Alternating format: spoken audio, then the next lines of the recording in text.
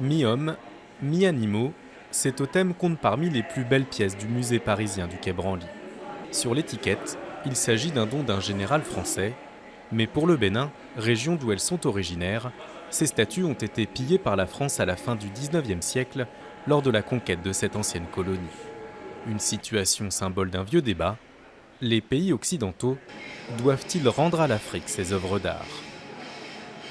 Novembre 2017 à Ouagadougou, le président Macron met fin à un long tabou en évoquant un mécanisme de restitution de son patrimoine à l'Afrique d'ici 5 ans. Une annonce qui fait trembler les conservateurs européens, jusqu'à présent farouchement opposés à toute restitution. Le débat s'est tout de suite heurté à une difficulté d'ordre juridique, puisque ces pièces étaient rentrées de manière légale, vu le rapport de l'époque, dans nos collections publiques. Et vous savez qu'à partir du moment où des pièces sont rentrées d'une manière légale dans les collections publiques, elles sont inaliénables.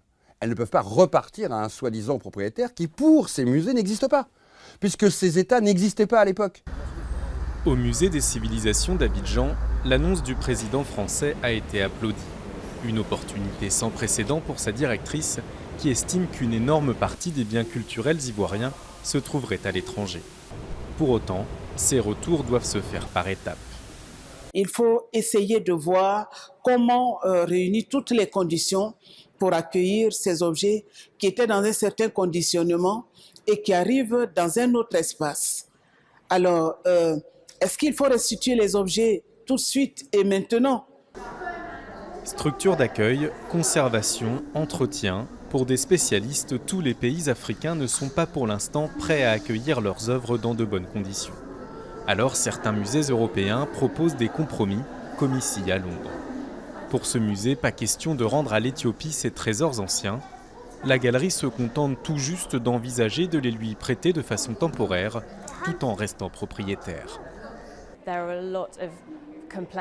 L'entrée de ces objets dans les collections du musée ainsi que leur statut juridique font l'objet de nombreuses difficultés.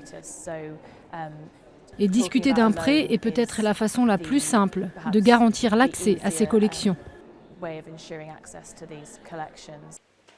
Une approche timide, à contre-courant des recommandations de l'UNESCO. Depuis 40 ans, l'organisation milite pour un retour en Afrique des biens culturels sortis du continent durant l'époque coloniale.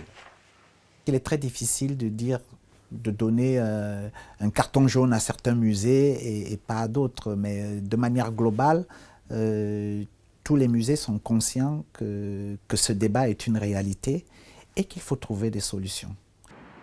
Des solutions qui en France pourraient se concrétiser en novembre, date à laquelle 2 experts nommés par Emmanuel Macron en début d'année devront rendre leurs conclusions.